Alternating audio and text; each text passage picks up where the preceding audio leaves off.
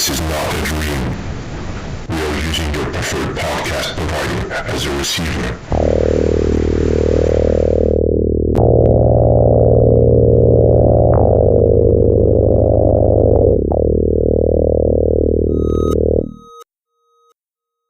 Hello and welcome to our podcast live from Manchester Morgue.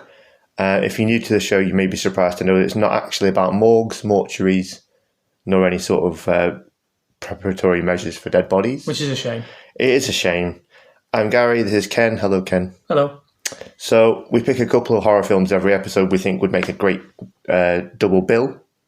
And then we discuss why. And we've been compared to talk radio for horror fans. We have? Yeah, by me.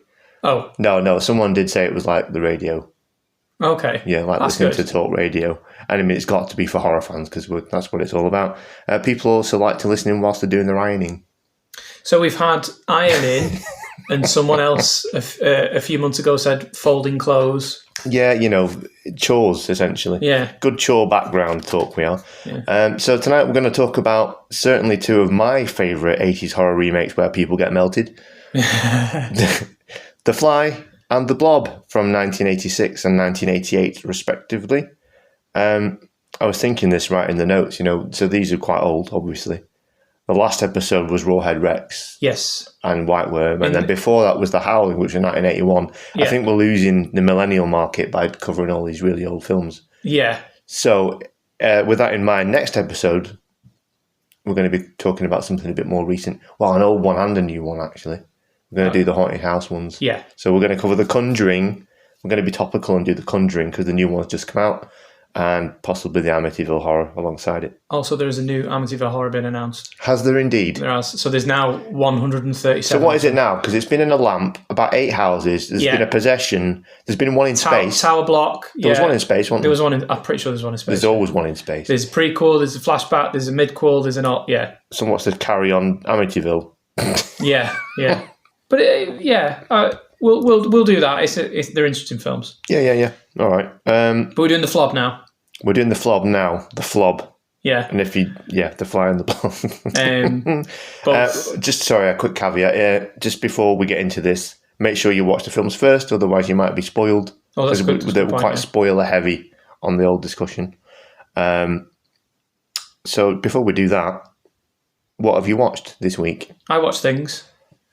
So I watched... I genuinely thought for a second that was a new film that I hadn't seen called Things. Is there a film called Things? There must be. Was that a sequel to The Thing? Things. Yeah. You know what? There's actually a short story that someone wrote from the creature's point of view of The Thing called The Things, and the things are the humans. And it explains it's really, really good. I can't remember who wrote it, but I read it online. It's cool. Out there. The Things, it's called. If you're a fan of The Thing, go and read The Things. The Things. Okay, that's good. Speaking of which, side, I listened to a couple of episodes of the Folk in Hell podcast that you recommended. It was really good. Good lads. I listened to the one of the film that I can't remember it because I can't pronounce it. They know what it is. Yeah, it's a great podcast. Anyone interested in folk horror, listen to Folk in Hell. Yeah. They've just done a new episode on Moloch. Yes. Which I haven't seen, but is on Shudder, so I'm going to check it out. I haven't either, and there's a nice fancy edition that's just been released, which I might spend my salary on. All right. So it's a bit of an up and down month for me in terms of horror. I watched. Probably the best thing that I watched isn't really horror, but it's horror adjacent. It's called The Royal Hotel. All right. It's from 2024. Director Kitty Green. It's based on a documentary about... It's basically an Ozploitation film or Ozploitation adjacent film. It's based on a documentary about kind of secluded establishments in the outback where bad things happen to people and mostly women. Right. 2 women backpackers get a job in a pub in the outback in a mining community, and it gets a bit tense, but it doesn't go into the places that you think it's going to go, and that makes it very an enjoyable watch. It's a very dangerous film, very sweaty film to watch, but sweaty. It's really good. What's the sweatiest film you've ever seen, Ken? Uncut Gems. Okay. With Adam Sandler. It's an incredibly sweaty experience.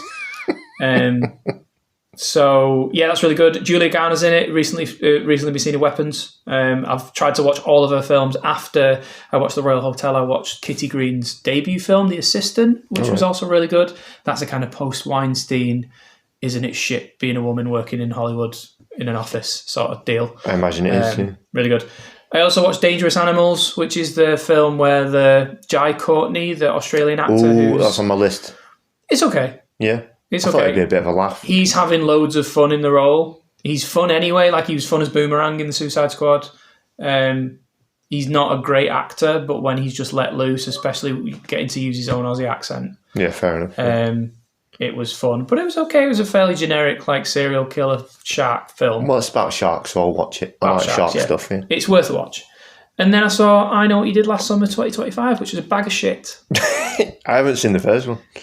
I haven't seen any of them at any point. I Know What You Did Last Summer is a really weird film because it came out, it was written by Kevin Williamson. It was post-Scream, wasn't it? Yeah, but he'd written it before Scream, I think. He'd done the script before Scream, but it was post-Scream. So it was in the post-Scream boom, but it wasn't postmodern. Like, it was just a generic slasher. So I think it was marketed as, from the writer of Scream, but then it's just a normal slasher. And it isn't very good. It's got a cult following. The sequel's terrible, but also worth watching. I never fancied the first one. It just didn't really look very good. It's not great. It's not great. It doesn't have any of the, like... I mean, all the postmodern shit and the meta shit in Scream is what makes Kevin Williamson an exciting writer, and none of that is really in I Know. Right, fair enough. Generic. So when they rebooted it, I was like, okay, fair, maybe they'll do something different with it. They don't.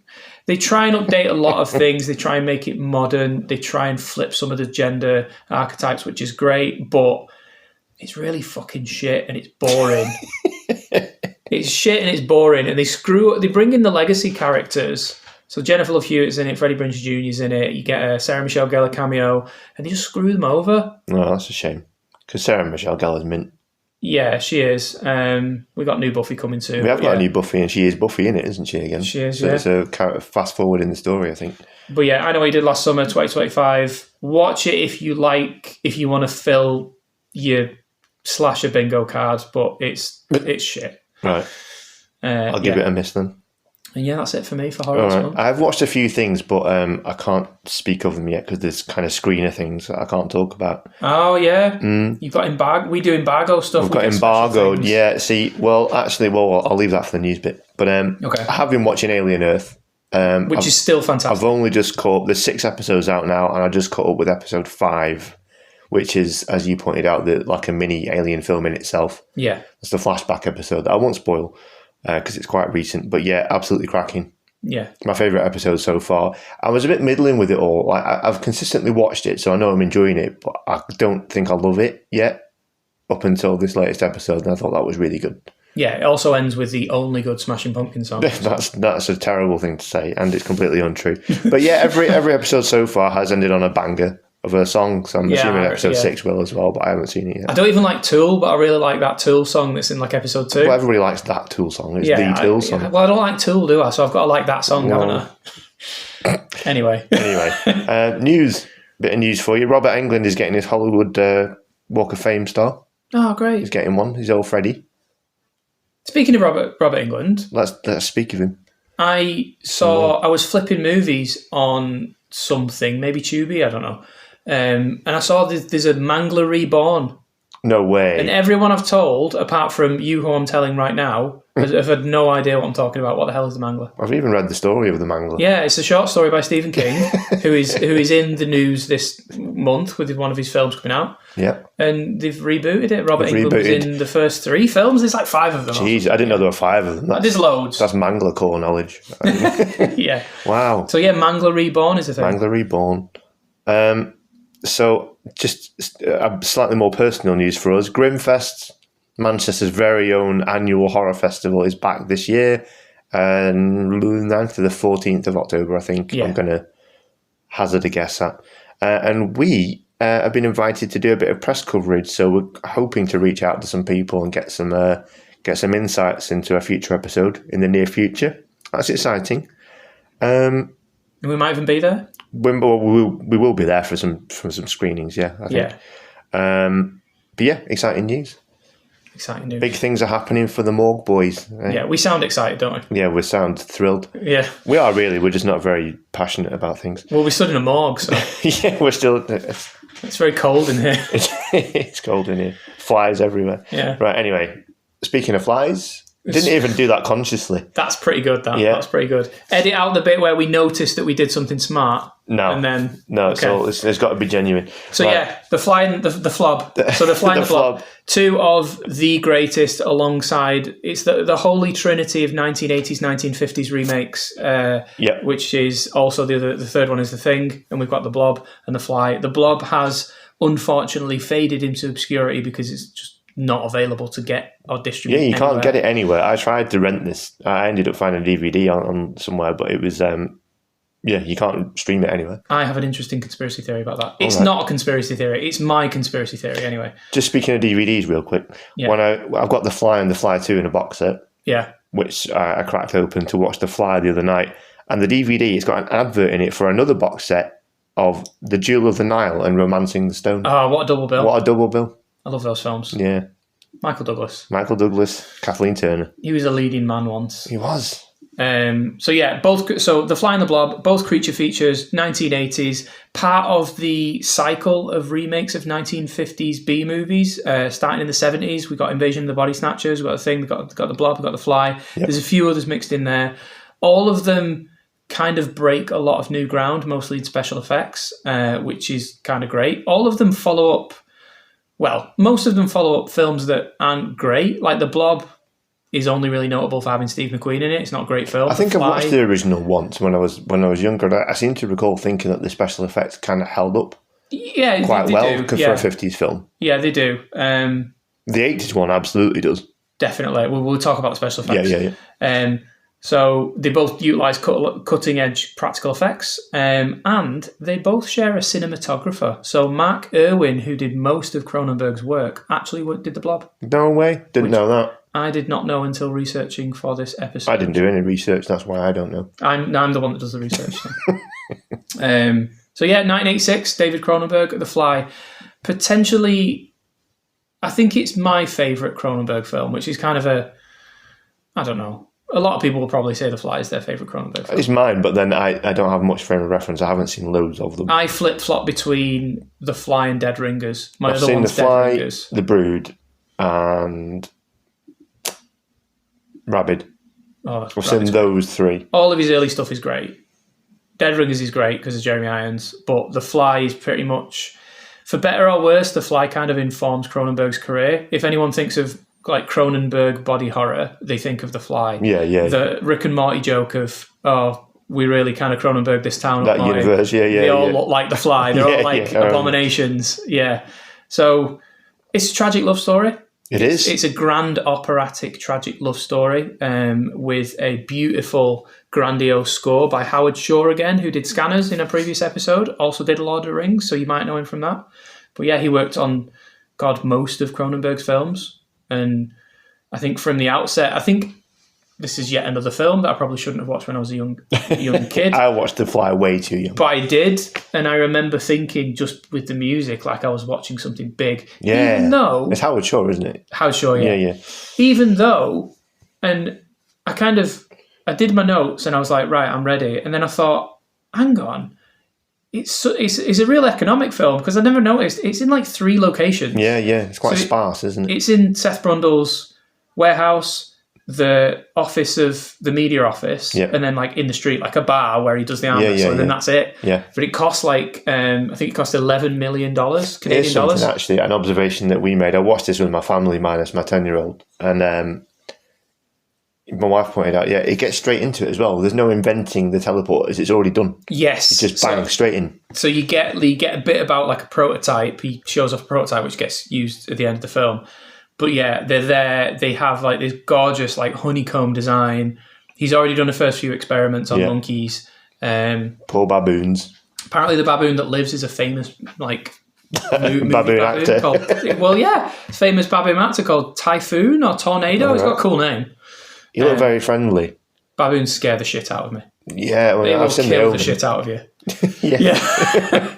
But yeah, we kind of moved away from starting off with a synopsis, but I guess... I mean, it's a 40-year-old film. The Fly is a love story about a mad scientist. Well, he's not mad.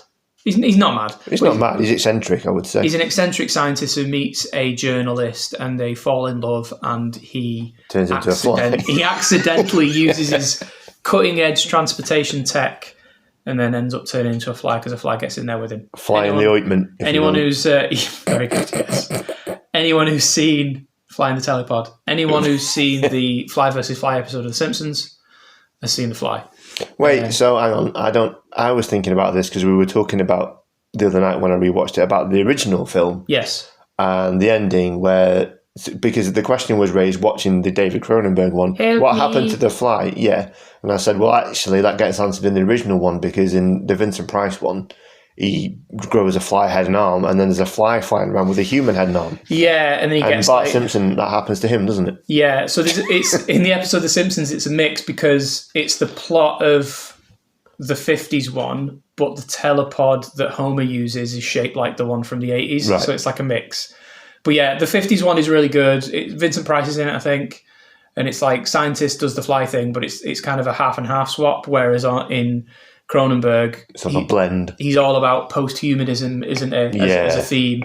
So yeah, the theme here is post-humanism. It's very like, oh god, we've got to use the word Cronenbergian a few times.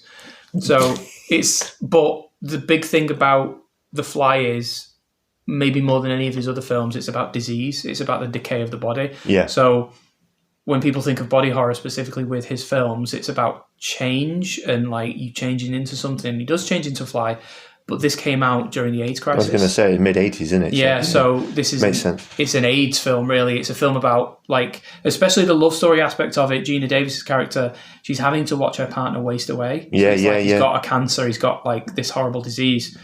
And, you know, bits fall off him. I've got in my notes the Seth Brundle Museum of Natural History where he's got his dick in there. It is his dick, right? I mean, I know this. I don't remember this as a kid because I probably just didn't really think about it. But yeah, I was looking in the cabinet when he was doing it. Bits of him are falling off. His medicine cabinet's got his little museum of bits of himself. Yeah. And his cock is in there, isn't it? His cock's in there, yes. Well, thanks for clearing that up.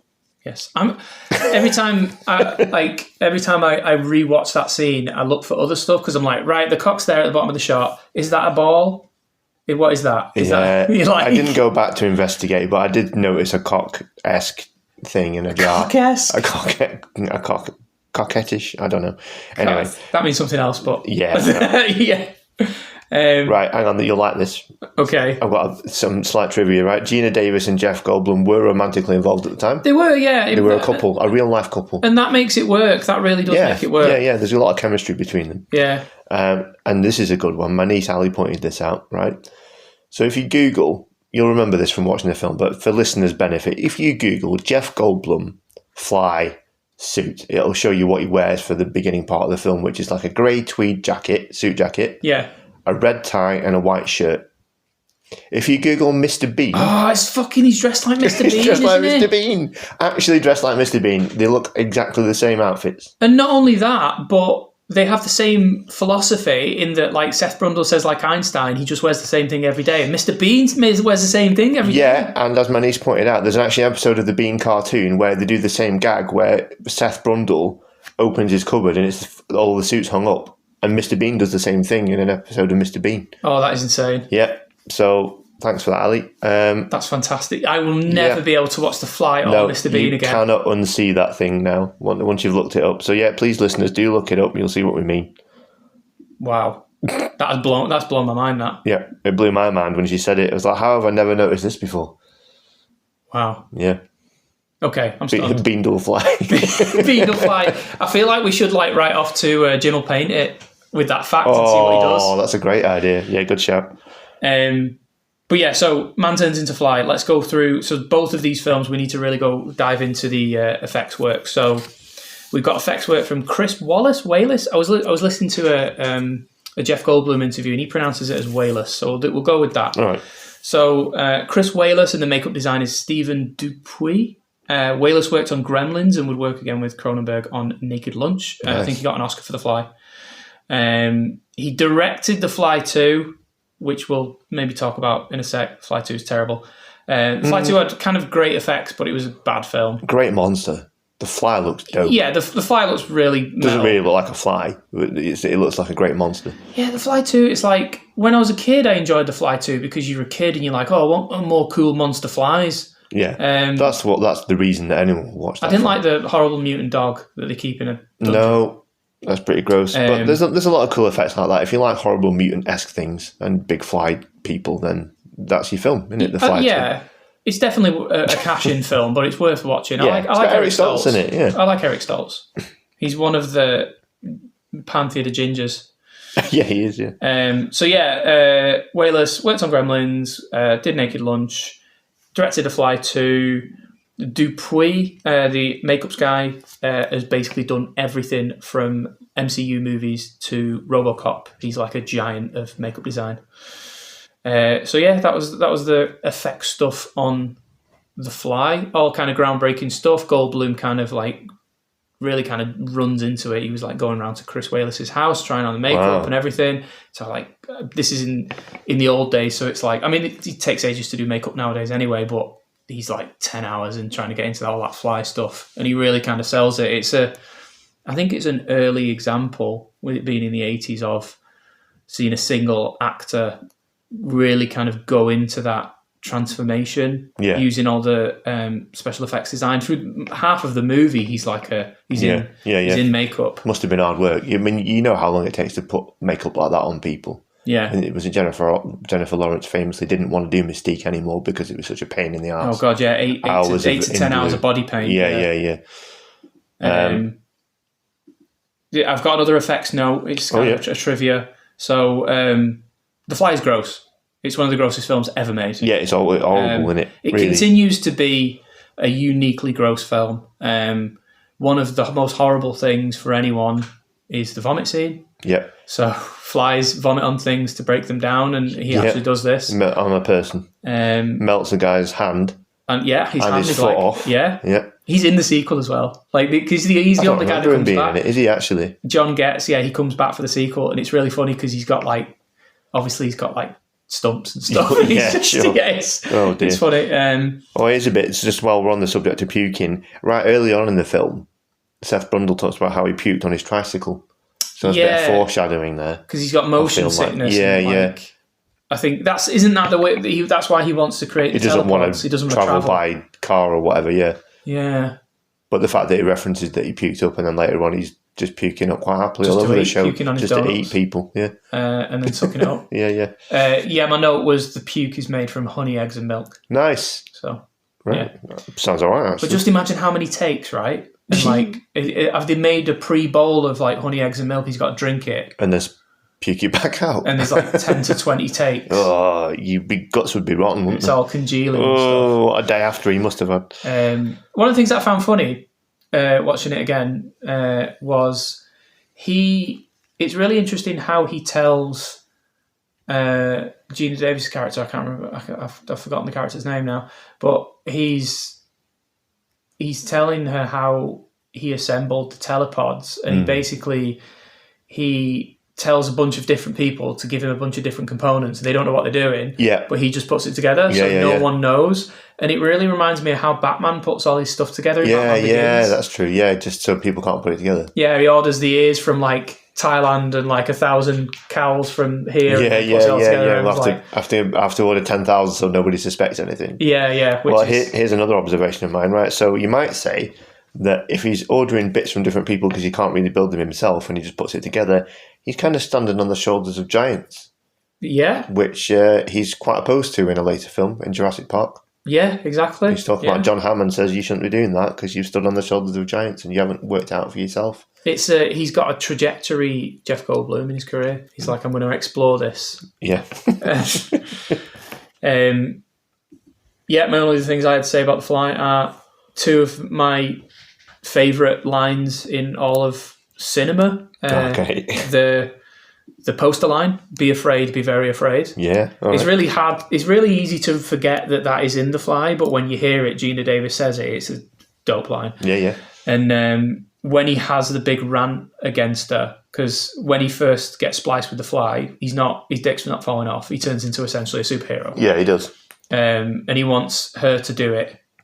Ronnie, she's called. Ronnie. Yeah. Veronica. Yeah. He wants her to do it. She doesn't want to do it. And he goes mad at her. And he has the big speech about the plasma spring. And it's a really abstract speech about like this primordial evolution of man. And he says, "Drink deep or taste not the plasma spring." That's right. Yeah, it's a good quote. Only Jeff Goldblum could deliver that. Yeah. Well, thematically, as you say about it, sort of superheroes, he becomes a superhero, and he also references that when he says, "If you don't want to be part of the dynamic duo club," he goes to find someone else to do it. And dynamic duo being obviously Batman and Robin.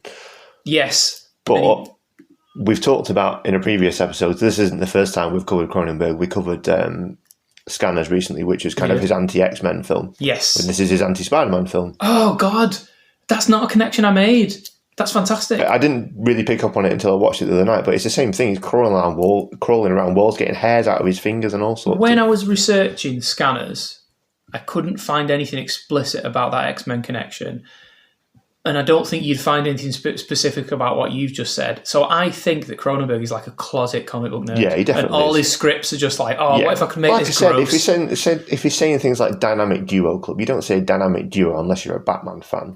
Surely, because no, that's what they are. Like it's never been said about anyone else. There's a Spider-Man villain, which is kind of really Cronenbergian gross. It's called the Thousand. I don't think so. So there's a Spider-Man villain called the Thousand, and basically he's like 1,000 spiders inside the body of a man. Wow! And he hops between bodies by like spitting out a giant spider, which then burrows inside the person and like takes them over. That sounds horrifying. This isn't a Spider-Man comic. Yeah.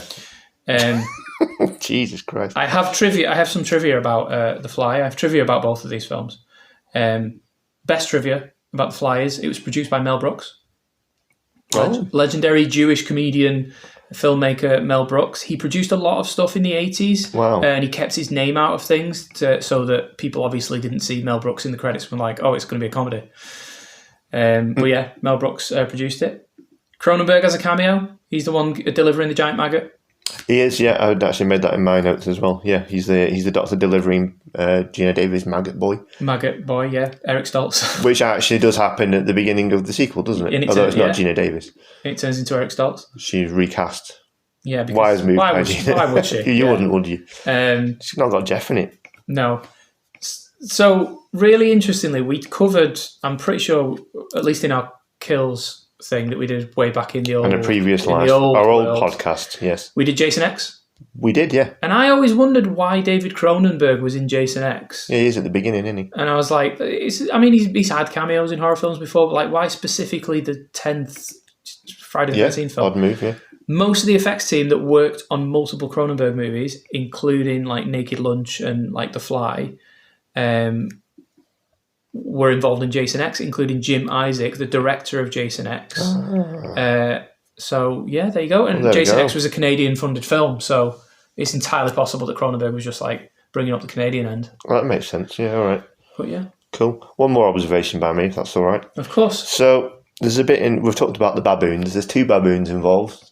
One of them meets a terrible end when he goes through the transporter and it turns him inside out, essentially. I don't like that bit. No, it's horrible. But do you reckon that was perhaps partly inspired by the transporter incident in Star Trek, the motion picture? Because that happens to people. You don't see it. Yeah, it does. There's an accident and you hear someone go, like that. Yeah. And then it's someone, I can't remember who says it now, Bones or someone says, whatever came back didn't live long. Oh, yeah. It's really gross. Yeah, like something happened to these people in the transporter that's similar to what must have happened to that baboon. Why have they never like revisited that a lot in Star Trek? They probably I think maybe it just scarred so many people for life. Like that and them earworm things out of Wrath of Khan. Oh, yeah. Nobody likes them. Centurion weren't Beatles. What they're called. Something. Oh, yeah. Do you think Cronenberg watched Star Trek the motion picture and was gutted he couldn't see it? He went, holy shit, yeah. And he was like, he made his own thing. Because that was like 70s, right? Yeah, it was, yeah. Yeah. Yeah. So it would have predated The Fly. The remake, obviously. Yeah. My favourite line when he's Ronnie's creepy stalker boss. Yeah. She goes, I'm onto something really big right now. And he goes, what? His cock. Yeah, that guy's he's such great. a bellend, but he's he's a not line. but like he's great. The character name is a classic Cronenberg character name. He's called Stathis Borans. Yeah, it's a really weird name, isn't it? Yeah. Yeah. Cool. Yeah. You know what I didn't do? A couple of comments we received about. Well, I revealed the Mr. Bean connection on social media earlier, and a couple of people chimed in. I'm going to try and pronounce this, but I don't know if I will. It was Pao-Yu to Pao-Yo on Blue Sky. Sorry if I messed that up. Says, I love Seth Brundle, but he looks better as the Fly than Mr. Bean. Wow. Mr. Bean is my champion, so, good for you. I'm the only one that's never made this connection. I don't know. Well, I mean, I pointed it out, so I don't know if anyone else did it until I pointed it out. But it was, as I say, it was my niece who did it. It was news to me. Mogodon said, oh my God, did you have to? Did you really have to? Which is kind of how a lot of people are going to be feeling now. As I say, once seen, you cannot unsee the Bean connection. No. And that's it. So on to the Blob. Yeah, the Blob, the part 2 of the Flob. The Lob in Flob. In fact, I'll open up with a couple more comments that'll seg nicely in. Yeah, go ahead, seg nicely in. So, well, it will. Kathleen says about the Blob, absolutely a favourite that people do not acknowledge or praise enough. And you're right, as you said, it's vanished somewhat into obscurity. And Tempest Obscura, the way I still remember this movie absolutely fucking me up watching people get melted. 20 out of 10, never watched again. It was a good horror film. A good horror movie is what I'm saying. Yeah. So yeah, I think it fucked a lot of people up. I'm pretty sure I watched this one too young as well. I can't remember which I watched first between this and The Fly. But so I didn't. I watched this for the first time last year. Wowee. And I was absolutely blown away. That's quite surprising. It was insane because in this day and age, I mean, you've got like digital, you've got streaming platforms, you've got like loads of physical media. But and if it's not out there, how are you going to watch it? How the hell is this still not? Why is there not like a super duper edition of this? And yeah, I watched it again. I watched it twice actually for this episode. All right. Because then I learned about how they did the effects, so I watched it again to like see some of the effects. Yeah. Cool. So the Blob. Remaking the 1950s Blob film starring legendary Steve McQueen, who looks like a 40-year-old teenager in the film. In 1988, directed by Chuck Russell, a phenomenal director. So who plays him in the new one? Is it Kevin Dillon? Kevin Dillon, yeah. Yeah. So he's cool because he smokes cigs on a motorbike. And he's got a mullet. Yeah. And a leather jacket. He's very cool. Very cool. He is cool. Chuck Russell, who directed officially the second best Nightmare on Elm Street film, Dream Warriors. Oh, nice. Yeah, it's official. That's truth. Really interesting fact about this is he tried to experiment with CG in this film because he wanted to see like computer generated graphics. I think the film that had kind of done that before was The Last Starfighter, which is the first CG film. But Chuck Russell was really interested in it, but it just wasn't there yet. So instead, he moved on and did his CG stuff with a little-known film called The Mask. Oh. So yeah, Chuck Russell has made some absolute bangers, and he has a lot of fun here. It's a really great film. In fact, I'm going to bring one piece of my trivia to the forefront. It was co-written by Frank Darabont. It was, yeah. I have that in my notes as well. I clocked that at the start in the credits. Yeah, who most people know from The Walking Dead, but he also wrote and directed TM, the greatest movie ever made, Shawshank Redemption, according to IMDb. Yeah. And also Jeffrey DeMunn is in this film, and he's also was very heavily featured in the first few series of The Walking Dead. They met on the set of this, and that's why he's in all Darabont stuff. Right. I think he's a prison guard in Shawshank Redemption. Yeah, he's in Shawshank. Yeah. He's in The Green Mile. He's in The Green Mile, yeah. So he's a prison guard in The Green Mile. Sorry, that's the one. Yeah. No, he is in Shawshank. I think he's a comedy. He's definitely in The Green Mile. Yeah, he's a great actor. So yeah, the Blob, small town. Summit lands in a capsule, and it's a big pink blob, and it eats people. That's the film. Yeah. However, it's a really smart film about kind of small time archetypes that kind of get flipped on the head. One of the things about it is it starts off with a football game, and the cheerleader, who is played by Shawnee Smith of Saw fame. Famously Amanda from Saw, who is really, really great in this film. She's a cheerleader, and she kind of ends up the film as the all-action, like, machine gun-toting kind of hero. Yeah. Her boyfriend or her crush is the quarterback. He's the all-American hero. He fucking dies. He dies very quickly. Yeah, he gets melted to shit. Kevin Dillon is the outcast that nobody likes. He ends up being this, like, the co-hero. Yeah. The quarterback's creepy mate gets killed as well. He's creepy, like super creepy, like rapey creepy, which is apparently based on a true story that the writer. Well, hopefully he also got melted by a blob in real life then. Yeah, but I mean, the big thing about this is the whole setup. The first half setup is all kind of getting to know these characters, so that you actually like give a shit about them when they start dying. Like they really kind of. What makes this is that you can, on the surface of it, say, yeah, it's a film about a pink blob killing people. Yeah, but there's really cool characters in it, and it's a really cool kind of commentary on small town America and kind of 80s era America. Yeah, I like that small town feel. Like, I don't know what it is. I don't know if it's nostalgia for me from growing up in a small town or because I watched films set in small towns when I was a kid. Or stuff like this and like Silver Bullet. Oh, Silver Bullet's great. You know, just anything in a small American town like makes me go, oh, it's a nice cozy feeling. In spite of what's happening on screen, such as people getting melted and that. Melted by the blob. We also made Scorpion King and Eraser, the Arnie film Eraser, Chuck Russell. Both those films are great. Both those films are good. Okay. Let's dive a bit into the effects. So the effects team was... The key figures were Lyle Conway and Tony Gardner. Tony Gardner had worked with Rick Baker on Michael Jackson's Thriller. And then he did some work on one of our co-hosts' favourite films, Return of the Living Dead, before taking the lead job on The Blob.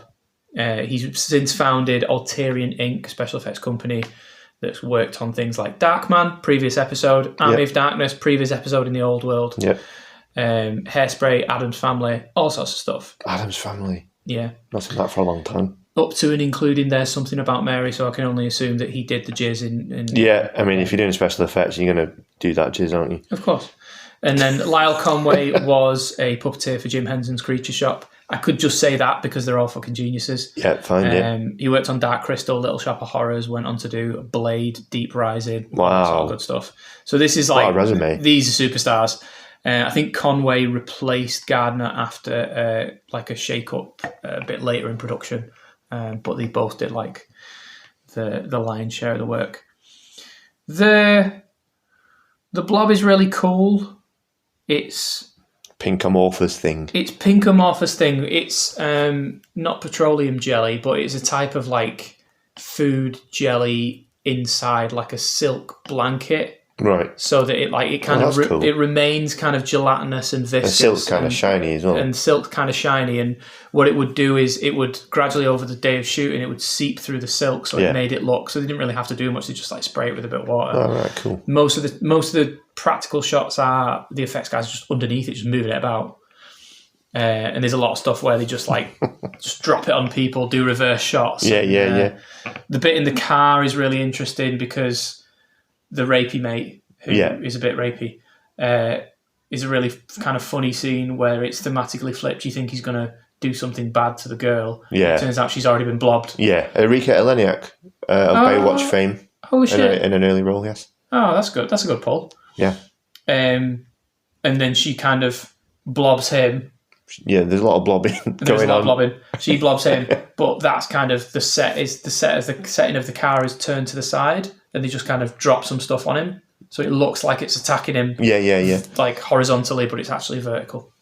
So there's loads of cool kills like that. Like the sink one is really good. Sink one's really good. That's another one. It's a guy doing a handstand on a sink, and then they just reverse the shot. Yeah.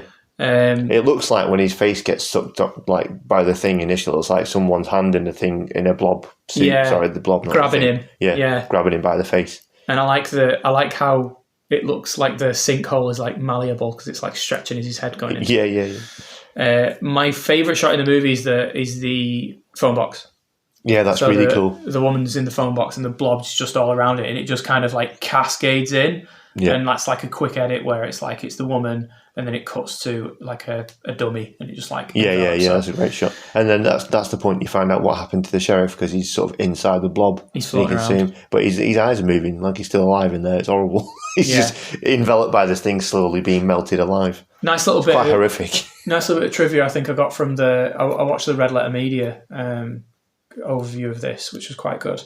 And it's like I think they didn't think the audience would recognise that he was the sheriff, so they purposely like moved him up and like added a little badge. Put the badge in. That's how I figured it was him. Yeah, otherwise there was no chance. No. Yeah, because he's all like melted. He had no recognition of the recognisable facial features at all. No, that makes sense. But yeah, I like how it's about halfway through it has a bit of a thematic turn in that, like, when the blob starts taking over, government people come. The feds arrive. The feds. But then the feds come and they flip you because the feds come and it's a kindly old black man. Yeah. And he's very nice and softly spoken. But he's not really. He's not really. And then you find out that, oh no, it was America that did it because the blob is some microbes. It's actually a bioweapon. It's a bioweapon, like in Resident Evil. Yeah. Well, I made a point of this because it's a bioweapon and civilians are once more expendable, like in your blog about Alien Earth that you did for our blog. Yeah. We are expendable. Yeah. We are expendable. Just on a side note, Live from Manchester Morgue blog is now online. Have a read if you're that way inclined. Thanks. Yeah. We weren't online previously. It was just like flyers that we would throw at people in the street. Big sewer for a small town. Yeah, massive. There's loads of sewer bit in the end, and it's like a cavern. Yeah, it reminds me, for some reason, given it's a terrible film, it reminds me of that the Predator and Alien fight in AVP 2. Oh yeah, where he sets up like the laser mesh into the giant sewer, but that's in a major city. Yeah. Well, this is it. It seems to me like if that wasn't a set that they built, then it was definitely in a city. It wasn't under a small town. No way. Sewer containing government man Bill Moseley. Bill Moseley, as soldier number 2. That's great. Actually, I looked that up. From Rob Zombie fame, from Rob Zombie film fame. Yeah, well, Texas Chainsaw Massacre 2. Yeah. Plays Chop Top. That's what made his career. Went there first. Is that good? Because I keep wanting the second one. I keep wanting to buy it. You're not seeing it? Well, I think I might have seen it. It's vastly different to this one. I think I might have seen it many, many years ago and I don't really remember Well, you know how we discussed this in our Texas Chainsaw Massacre and Blair Witch Project episode of this very show, how a lot of people don't appreciate the dark undercurrent of comedy in the Texas Chainsaw Massacre. There is a very dark comedic element. It's mainly overplays that. It's a bit silly. It's like as Evil Dead 2 is to Evil Dead, I would say. Okay. I think it's really good fun. A lot of people were put off because it wasn't the scary, weird fest of the first one. Yeah. But it's got Chop Top in it. Bill Moseley's Chop Top is fairly iconic. Got loads of mad shit in Dennis Hopper's in it. Dennis Hopper's in it, yeah. He has a chainsaw fight. Exactly. There's a chainsaw fight in it. I think it's fun. I'll give it another go. It's not going to it was never going to win an award, and it was never going to be as iconic as the first one. But I think it's a laugh. I think you'll appreciate it. Yeah. Okay, I'll give it another go. There's lots of little... Back to the flop. There's lots of little thematic flips in this, which make it quite entertaining. Like I like the kids telling the adults to be quiet in the cinema. Yeah, that was good. It was really good. Kid dies in this. Yeah, I was going to say, I've got it in my notes. Killed the kid. It melted a kid. And you see him get melted and everything. It's really, like, you don't see that often. Plus 10 points. Plus 10 points for murdering the kid. We need something to balance it out. Like, I don't know. Well, this is going to go really well, right? I'm going to introduce you to a new regular feature of the show. Okay. I've done this without prior warning or consent. And this is called How Many Cats Are in It? Oh, yeah. I counted 3. Is there 3 cats in it? Well, this is where it falls down. I had this idea for this new feature because we're a cat-friendly show, right? We love cats. Our listeners love cats. You know, cats are great. And I thought this would be fun. But, I mean, it's not much of a feature because probably 9 out of 10 films we watch don't have any cats in them at all. 9 out of 10 and cats. This has 3 cats, but I don't know if it was the same cat 3 times because it was the same town. Well, you never know even if, like, the one cat you saw in the scene was actually, like, 4 cats because that's how, like, filming works. Yeah, it could be, like, doubled cats, like twin 20 cats. Involved. So we're not going to do that as a feature at all. Well, now I kind of want to. But we could try that. It would balance it out from the kid death. Okay, I'll keep a lookout for cats. Right, if you spot any cats in any of the films and we failed to mention it, listeners, please do let us know in the comments. The bit I mentioned the cinema with the kids. The Fly didn't have any cats in it. No, it doesn't. But it had 2 baboons. Probably 1 baboon twice. Yeah, it was probably a good thing that they didn't put cats. Oh, yeah, that would be worse. Am I thinking there's a lead scene with a cat? I don't remember seeing a cat, but then I didn't think of this idea until I watched The Blob, which I watched after The Fly. Anyway, maybe I'm thinking of the dog in Fly too. There's a dog in Fly too. Yeah, he gets spliced. He comes to a bad end, yeah. The bit in the cinema is the big central set piece of the film, and that is the only real kind of structural thing it shares with the original. Yeah, that happens in the first one, doesn't it? Yeah, there's a big set piece in the cinema. It's really good. I particularly like the projectionist, where it's a nice little touch where you see him kind of flipping his yo-yo, and then when he's blobbed up on the ceiling, his yo-yo kind of hangs down. Yeah, which is a nice little and he's making touch. a hideous death noise. He is. Did you remember Manta Force, the toys? Yeah. Yeah, do you have them? I think so, yeah. Right, I remember this as I was growing out of toys. Like I think it was like the death, basically, of Manta Force. I never had the big ship. I had the Red Venom one, the evil one. Yeah. Right towards the end of it, as being a toy line, they did a little series of ones where they were like aliens that they used to fight. They were like, I guess, like tentacly type monsters and stuff. And some of them, you'd put like plasticine in it or Play-Doh and squeeze it, and it would be like it was shooting out gunk out of the alien to get people. Yeah. And you used to get, no lie, little half melted Manta Force figures with it, like as if they'd been melted and eaten by it. That's cool. There was like a little pelvis and rib cage sticking out the bottom of it.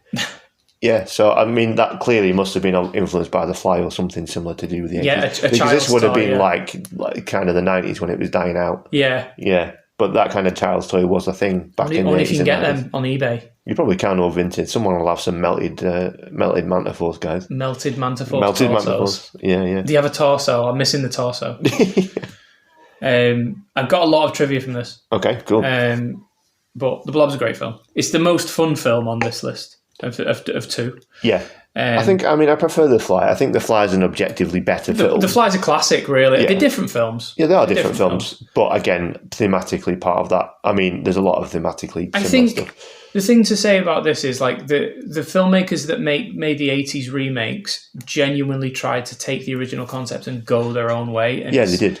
Obviously, Chuck Russell's doing his own thing, and with the creative backup of Frank Darabont, he's messing around with like archetypes. He's like bringing Cold War shit into it. He's doing like kind of left wing anti-America stuff. It's very cool. The Fly's this big operatic, tragic, like post-human love story about disease. The Thing is possibly one of the best films ever made. Yeah, and like. This film was like kind of mixed reception. The Thing was mixed reception. What were people on back then? What were they talking about, man? Something like The Thing came out now, we'd all just melt if we didn't have The Thing. Hey. But, yeah. So, okay, factoids. Here's my conspiracy theory, right? All right, yeah. So this had distribution issues when it was being kind of funded and when it was originally released at the cinema. Like it changed over like to TriStar or something. Anyway, but the funding was all over the place. It gets like a VHS release early or late in the VHS age, and it doesn't really kind of sell well because it didn't really sell well at the cinema. DVD would have been the thing that really would have picked something like The Blob up, right? Like when the DVD comes out, the DVD was a big uptake and everyone was like about physical media when DVD was a thing. The Blob released on DVD on September 11th, 2001. Oh, for fuck's sake. So any kind of... No one's going to the fucking shop to everyone's watching something else. Let's buy The Blob. Shit. So man. That is my little conspiracy theory about like that initial physical release. It must have had an impact. Yeah. It must have done. Nobody was being entertained that weekend. Yeah, and then it's failed to be distributed properly. I've heard about a 4K special edition coming, but there might be some stuff in America that's already there, like a Shout Factory or Vinegar Syndrome or something, but there's nothing in the UK. You just can't watch it in the UK at all unless you... I managed to find a second-hand copy. Oh, did you? On DVD. So someone obviously bought it in 2001 or whatever. Ah, great. Is it September 11th now? Today? When we're speaking. It bloody is as well. It's the 12th tomorrow. Wow, that's spooky, creepy. isn't it? I genuinely didn't know what day it was. Well, let's hope that's not some sort of weird foreshadowing for awful events going to befall us. Oh, God. One of the deputies, talking about cameos, one of the deputies is Paul McCrane of RoboCop fame, the melting man. Yeah, well, he got eaten by the Blob, so literally melted in the Blob. He's getting out of the lot. 1 year after he was melted in RoboCop. Yeah, what, 1 year? Because it was 87 and 88. So he's typecast, basically. Typecast in 2 years worth of being the guy that melts. Yeah. The Doctor, towards the first half of the film, is Jack Nance, who's of Twin Peaks fame. He's also in A Race Ahead. He was the main character in A Race Ahead. Yeah. I think Chuck Russell was a big David Lynch fan, and that's like why. Yeah. Oh no, I think they'd worked together. Jack Nance, and he cast him in it. I did have the actual substance written down in my notes. The blob effects were created by filling silk bags with methyl cellulose. Wow. It's used as thickener in sauces and gravies and used in some cosmetics. Right. And blobs. And one of my favourite facts about this film, the quarterback, who is essentially a red herring, people think he's going to be the hero. Yeah, he's going to be the hero and he's not. He's called Donovan Leitch Jr., the actor. He's the son of the musician Donovan. No way. Of Season of the Witch and all other types of good songs fame. Yeah, Moondance, because that was in a couple of episodes ago. We did American Werewolf in London. Yeah. No, that was Van Morrison talking shit. Donovan did like a Mooney song, didn't he? Oh, fuck no. Am I thinking Season of the Witch? I think you're thinking Season of the Witch. Yeah, I was thinking Van Morrison. I should have been thinking Van Morrison. But little extra on that, the quarterback guy is like the first major blob kill, and it's in the hospital. Yeah, you don't, because the old homeless guy, you don't see him die. They uncover him and he's just half melted. Yeah. So this is the first one you see actually get kind of eaten by it.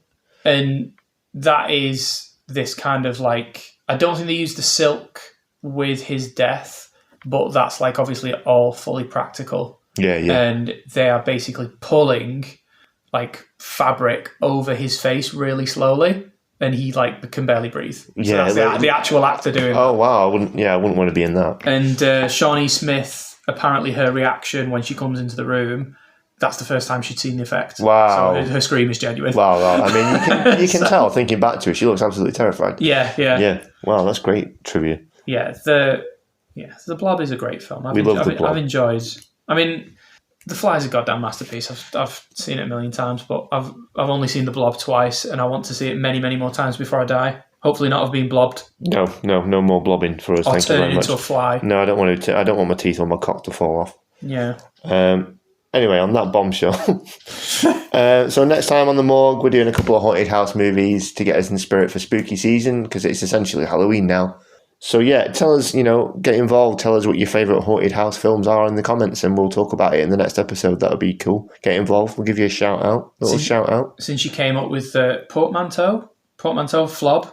I think you said flob first. No, I think you said flob. Oh, I don't know. I'm not that smart. I called the next one Conjureville. Conjureville. Yeah. All right, cool. The Amityville Ring. No. You that didn't work. I fucked it. Anyway, yeah. So Amityville Horror, The Conjuring. Tune in next time for that, and let us know what your favourite haunted house film is. And then following that, in October, we've got a special episode coming up for Halloween. We're going to do 5 movies. There's a link anyway to these 5 films we're going to do. We definitely know the link. We know what the link is. Yes. So stay tuned next time. Take care, and we'll speak to you soon. Goodbye. Bye. Live from Manchester Morgue is an independent horror movie podcast, researched, written, produced and hosted by Gary Hames and Ken Talbot. New episodes air every 2 weeks on Spotify, Apple, YouTube and all major podcast providers. You can help us grow by leaving a rating or sharing the show with like-minded friends. If you want to get in touch, you can leave us a comment or email us at killertunes976@gmail.com.